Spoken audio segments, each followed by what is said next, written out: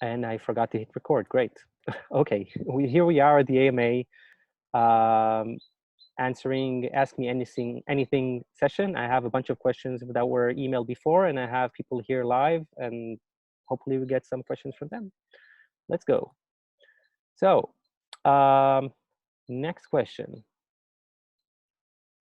Okay, what are some of the most important technologies financial planning services utilize, and what are their specific purposes? So it depends where you are, because there are different kinds of different kinds of technologies for different regions. Most of my main bank account, as example, is in Israel, and I don't have so many options here as there are in America. And I'm talking about tracking apps and then net worth and apps, or let's say websites or platforms that track your net worth. So because it's that hard sometimes, and I do check them from time to time, I have a review on my website about Pocketsmith, and I'm also checking now Toshal. All of them are good, but they're not really the best, let's say ideal. They're all doing hard job, at least for me. But if you're in the US, you have much easier life.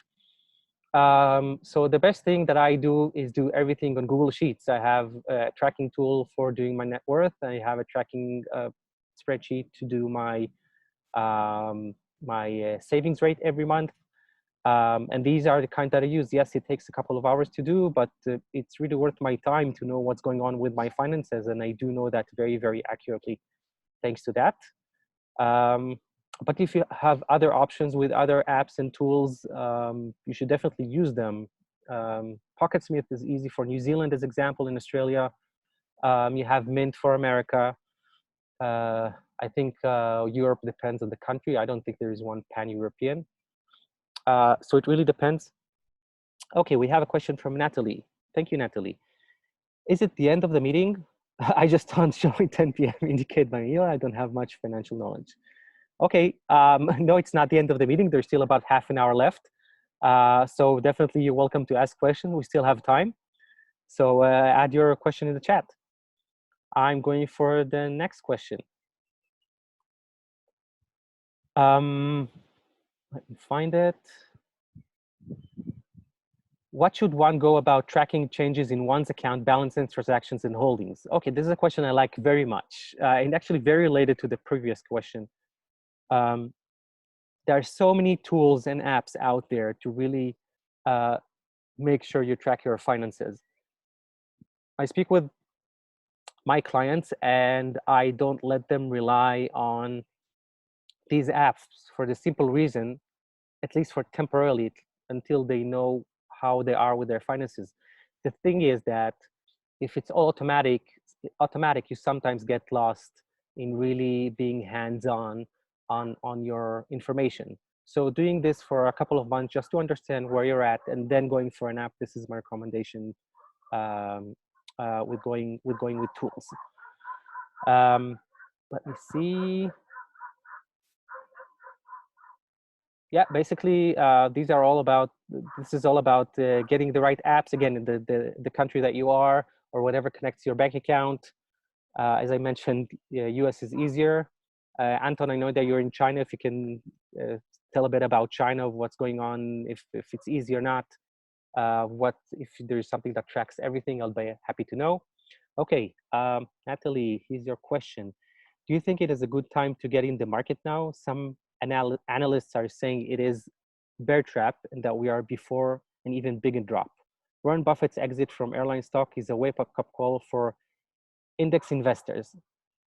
I'd like to know, I'm very interested to know where the quote about Warren Buffett is and what exactly you mean by saying this. My answer for this is I'm very much into long-term investments, okay? It doesn't really matter if right now we're in a bear market. We're not going into the stock market for 1 year, 2 years, 5 years. I would say even less than 10, 15 years, you're not going to go in the stock market, because there could be a down time just like now where you're not ready for it. So basically, nobody can really anticipate, nobody has a crystal ball knowing what's going to happen.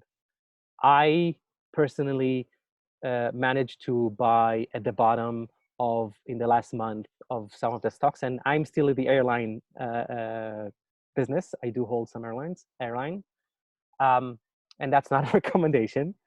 However, I don't know if the market will drop again, and then I'll be even down even more. But that's still okay because I'm there for the long run. I'm not going to take out my money anywhere.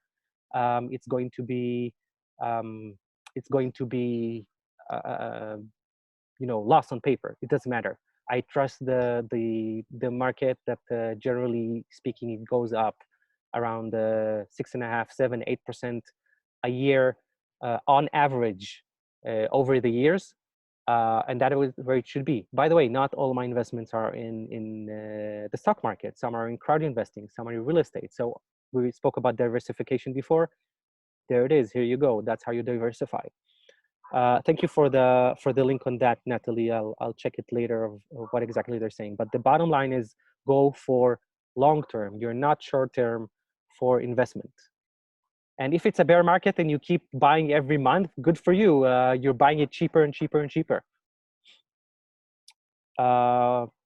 If you have more questions, please raise your hand, go on video, or if you want, just add it on the chat. Okay, I'm going for the next question. Wait, let me check that. Something here. Okay.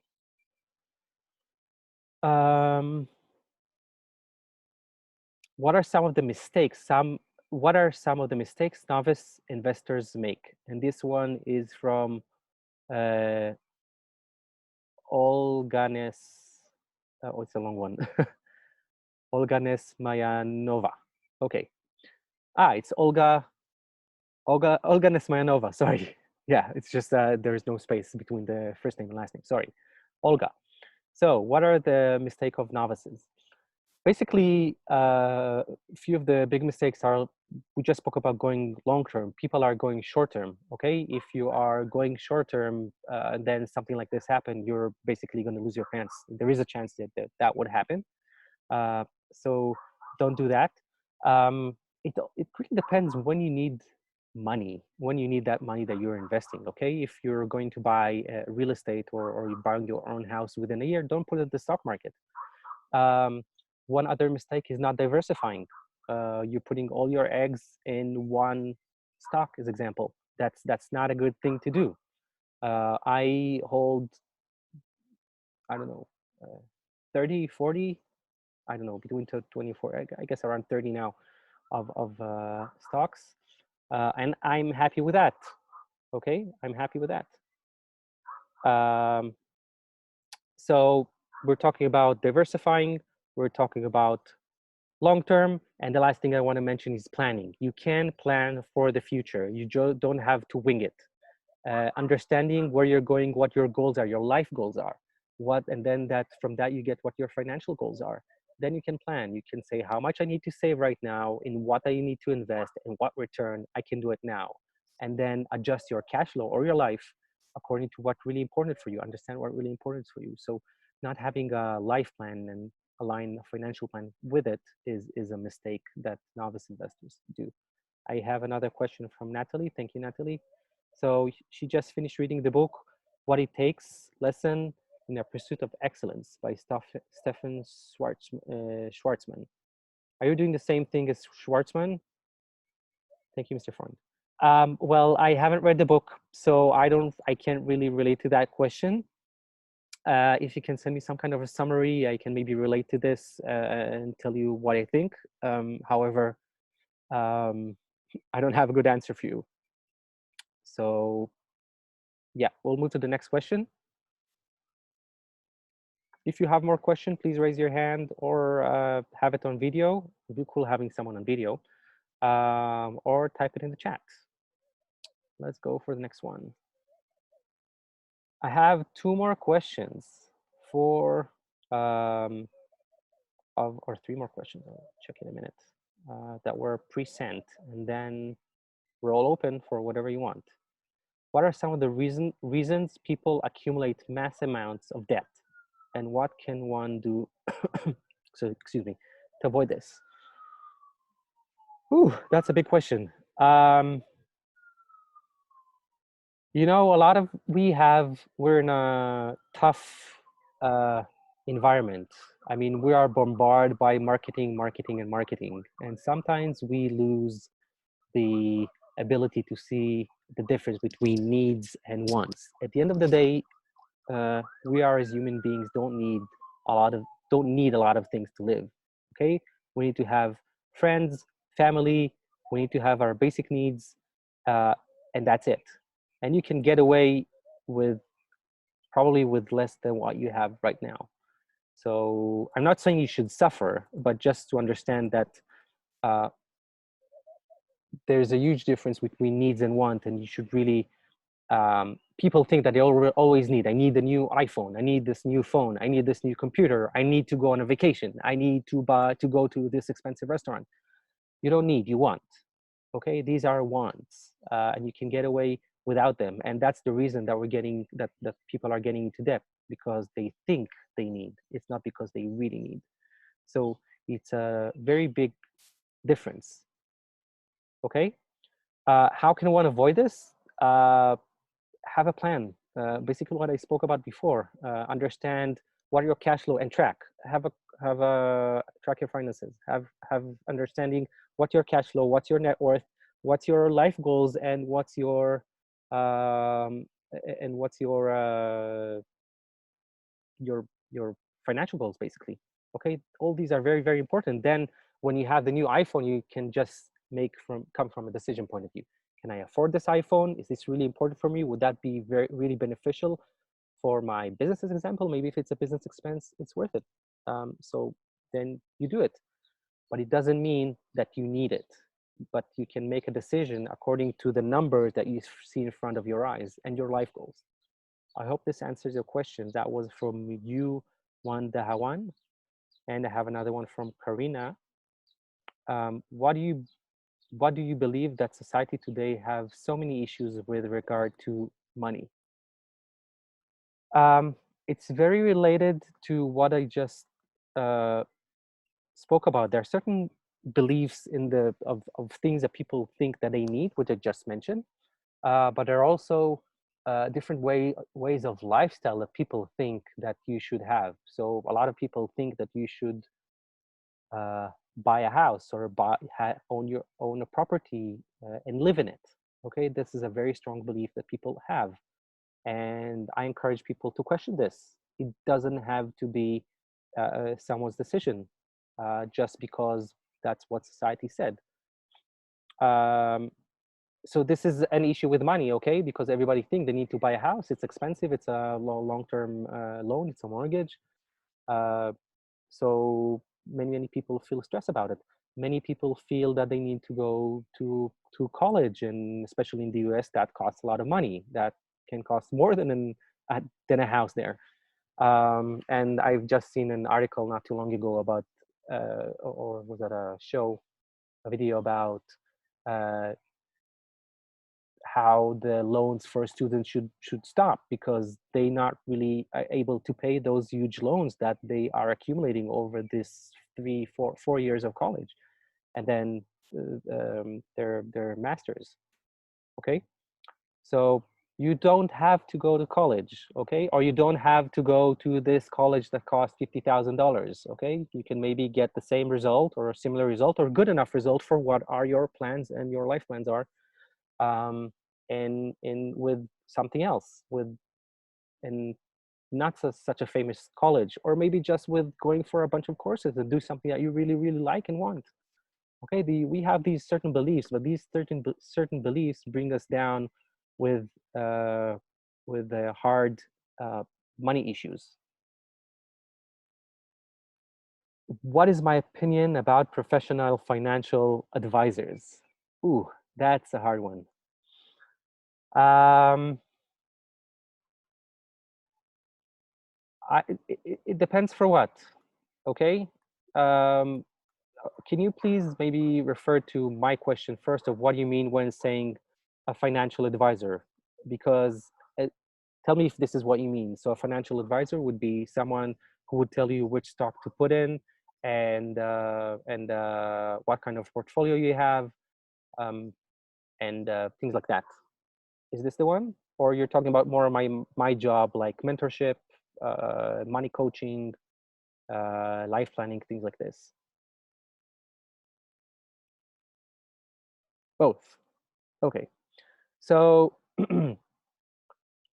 so I'd say this. For professional financial advisors, I think that at the end of the day, a lot of what they do and offer you, you can get by, but learning the basics of finances, you can do a lot with just your knowledge. Okay, it's not rocket science. It's definitely doable. Um, Also, some of them are biased towards whatever pays them the best market rates, because they're getting commission for pushing different products. Okay. Um, so I'm not so much in favor of those because usually they also tend to be very expensive. Um, and you can get by knowing yourself, and also this gives you the control over your finances when you're going to a financial advisor, and sometimes they buy, they sell, you don't really know what's happening, and the chances that they're going to beat the market are slim. Okay, so i I'm not too much supportive of this. Uh, for for uh, for financial mentorship or coaching, um, I can't hold against what I do, of course. Um, but I tend to take a more holistic view and train people that I work with of taking charge of what their finances in their life, and plan, and then understand what they need to do, and then actually do it, then execute. Okay, they have the best control over their money. You care more about your money than the financial advisor, basically. So I would not advise someone on a certain stock, because uh, that would be something that I just don't want to do. I want that person I work with to understand what he should invest in. I can suggest something. I can suggest an asset, okay, from my experience, but then and help think through of if this is the right thing or the wrong thing for that person. But I would not make the decision for that person. He needs to understand what are the pros and cons, and then make a decision towards that. I hope that answered the question. Mesfin, have a question. At what age should you start financially educating your children without stressing them? So I'd ask you first, Mesfin, by the way, where you're from. Why do you think that stresses them? I started financial. My daughter is 4, and about I don't know, 5 months ago, maybe even more, we started giving her allowance and giving her financial education. She has 3 jars, and I got that from a book called uh, I don't remember either the author name or the book name.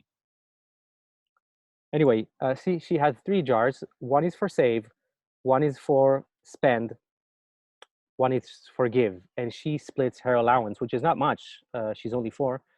Every week or every few weeks when we give her the allowance, to to to those jars, and through that she learns how to control the money, what to do with it. She already spent one time at a local market here. Then she had a bigger thing, a bigger expense, which was from the save jar. For her, a bigger expense was buying a goldfish in a bowl, so that was for her. Any book recommendation? Oh wait, before I go to that. So yeah, so basically I don't understand, and I would love if you can elaborate about this, why you think that uh, financial education is stressful for kids. And I would start as early as possible. When they start asking about how much this cost, how much that cost, things like that, that's a good timing for this. Book recommendation: an excellent book, understanding about your life and basically about your finances, although it's not classically about finances, would be Your Money or Your Life. Um, this one really helps you understand when is enough. What's the enough for you? You don't want at some point um, getting things, luxury and use things and stuff. At some point, it gets to a point where it feels, you don't enjoy it as the first day, okay? Somebody who drives a Ferrari at the end of the day is stuck at the same traffic jam as everybody else. And after 6 months of driving it, he's driving a car like everybody. Now, it's not that I would not want to drive a Ferrari. I'm just saying that driving a Ferrari would mean I would drive a Ferrari for a week. So I might rent it and get the experience. This is something I'd like. But however, not buying it, because it's also very, very expensive. Believe it or not, it's raining here and I need to go inside the house. So hold on, wait 1 minute, I'm going in.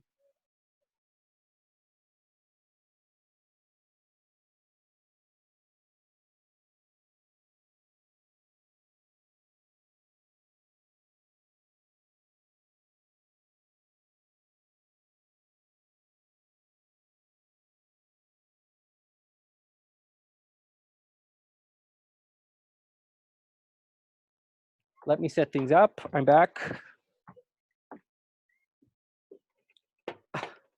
That was hilarious. I didn't think it's gonna rain out, although it's a rainy day, but the sky were not cloudy. Okay, I'm back. Here, okay, so yeah, book recommendation, Your Money or Your Life. Let me look it up while we speak.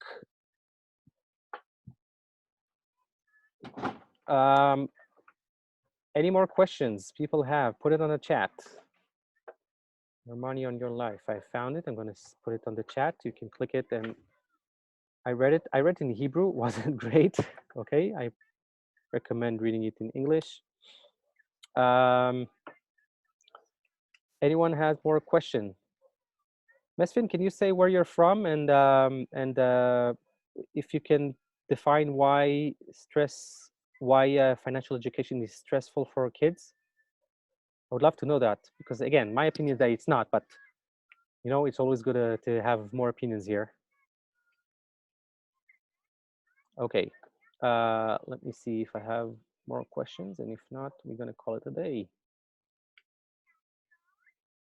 What do I have?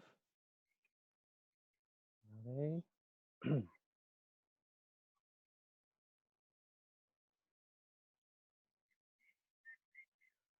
What types of entrepreneurial clients do you specialize in? Okay, that's more of a something about my work. So I usually work with people who are location independent or want to be location independent. So they have sometimes more financial instability in their life.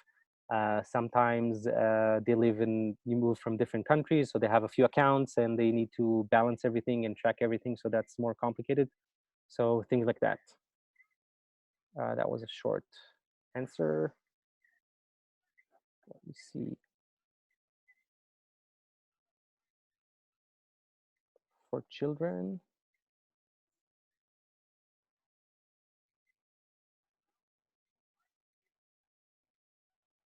Ein Hund names money.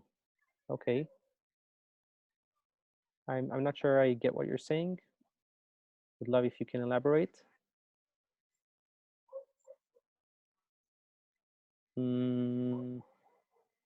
I think this is it.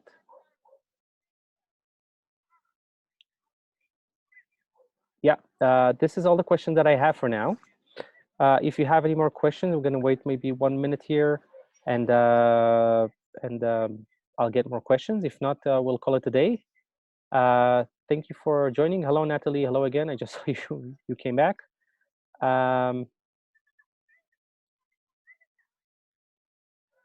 Well, I hope you enjoyed this one and that was helpful for you, this AMA, and got you more of the clarity that you need in your life. If you need anything else, please send me an email or get in touch on any of the social media or through freefinancialself.com, through my website. I'd love to answer more questions, and see you there. Thank you. Thank you for joining. Thank you. Thank you very much. I hope it was helpful. Have a good day.